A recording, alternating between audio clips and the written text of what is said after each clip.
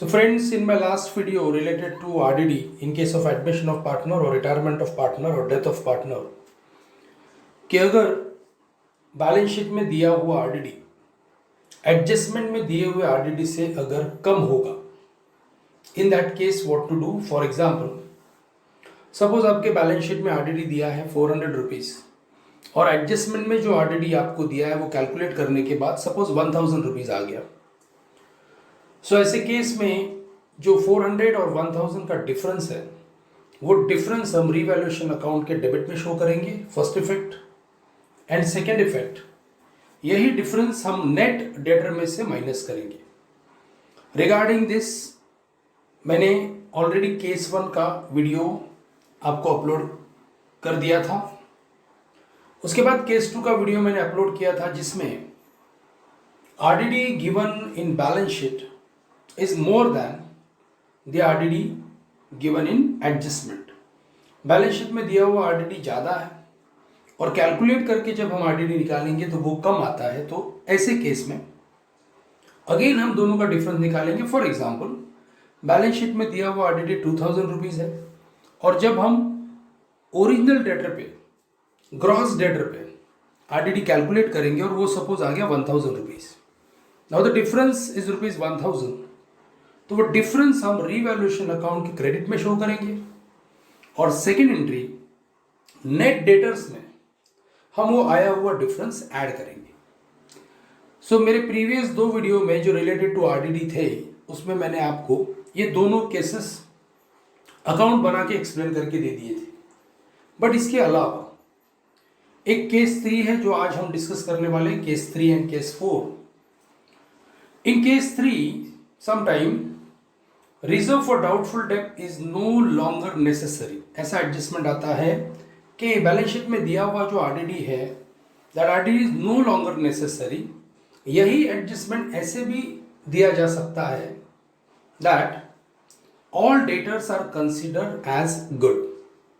अब पहले तो इसका मतलब समझ लो, इस एडजस्टमेंट का मीनिंग क्या है.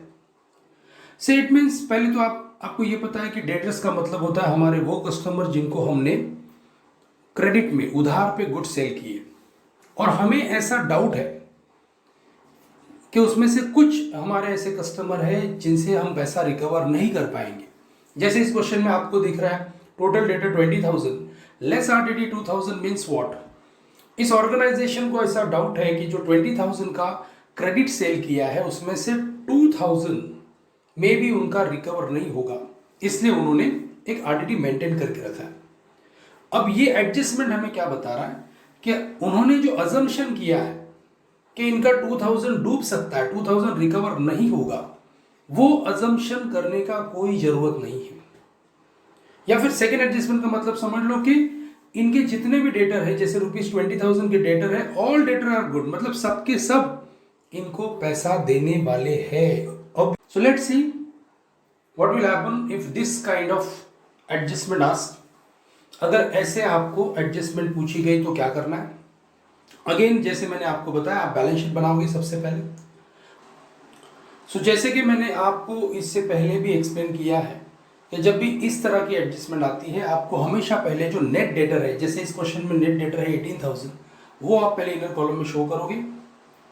और RDD is no longer necessary, मतलब आपने जो पुराने बैलेंस शीट में 2000 माइनस करके रखा है वो 2000 माइनस करने की जरूरत नहीं है. इसका मतलब आपका डेटर जो टोटल 20,000 है, पूरा का पूरा 20,000 रिकवर होने वाला है. तो आप आउटर कॉलम में लिखोगे 20,000. Now I can clearly see that my debtor is 18,000 now becoming 20,000 increase by 2,000. और किसी भी ऑर्गेनाइजेशन के लिए उनका असेट बढ़ना ये उनके लिए प्रॉफिट वाली चीज़ है, प्रॉफिट वाली बात है. सो डेफिनेटली रीवैल्यूएशन अकाउंट में मैं ये 2000 का एंट्री क्रेडिट साइड में शो करूंगा. So this is the case 3 when RDD is no longer necessary और all debtors are considered good. अगर ऐसा एडजस्टमेंट आता है तो आपको इस तरह उसका इफेक्ट देना है.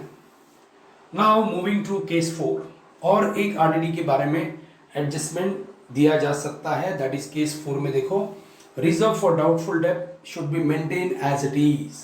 अगेन वही बैलेंस शीट है, डेटर 20,000 है, लेस RDD 2000 है, आउटर में 18,000 है और नीचे एडजस्टमेंट है RDD should be maintain as it is. RDD को कुछ मत कीजिए, इसका मतलब ये है। चलो देखते हैं ऐसे केस में क्या करेंगे। As you know that revaluation account हम इसलिए बनाते हैं कि हमारे असेट्स और लाइबिलिटी में जो भी चेंजेस होगा वो चेंजेस हम रीवैल्यूएशन अकाउंट में शो करते हैं। बट इस क्वेश्चन में इनका कहना है कि आपको जो पुराने बैलेंस शीट में डेटर और आरडीडी दिया है उसे एज इट इज मेंटेन कीजिए, कुछ मत कीजिए। तो पहले सबसे पहले मैं जैसे पुराने बैलेंस शीट में डेटर आरडीडी दिया है उसी तरह नए बैलेंस शीट में उसे लिख लेता हूं। और क्योंकि देखो मैं अगर असेट्स में या लाइबिलिटी में चेंजेस हो रहा है तो वो चेंजेस हम रिवैल्यूएशन अकाउंट में दिखाते हैं। फिलहाल इस एडजस्टमेंट से मुझे ये पता चल रहा है कि मैं डेटर में कोई चेंजेस नहीं करने वाला। सो ऑब्वियसली कोई चेंजेस ही नहीं हो रहा है मेरे डेटर में, तो रिवैल्यूएशन में एंट्री होगा ही नहीं। तो देखो रिवैल्यूएशन अकाउंट में आप इस एडजस्टमेंट से रिलेटेड कोई भी एंट्री शो नहीं करोगे। आई कैन से हम कहेंगे no entry for this kind of adjustment. ये सिर्फ और सिर्फ आपको कंफ्यूज करने के लिए दिया जाता है।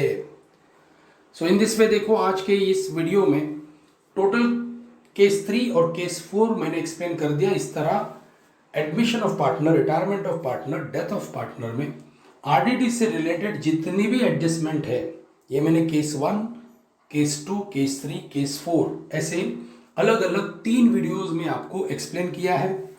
ये मेरे तीनों वीडियो आप एक बार देख लीजिए एग्जाम में जाने से पहले। डेफिनेटली रिटायरमेंट या फिर एडमिशन या फिर डेथ, इन तीनों प्रॉब्लम में इसका आपको डेफिनेटली हेल्प होगा।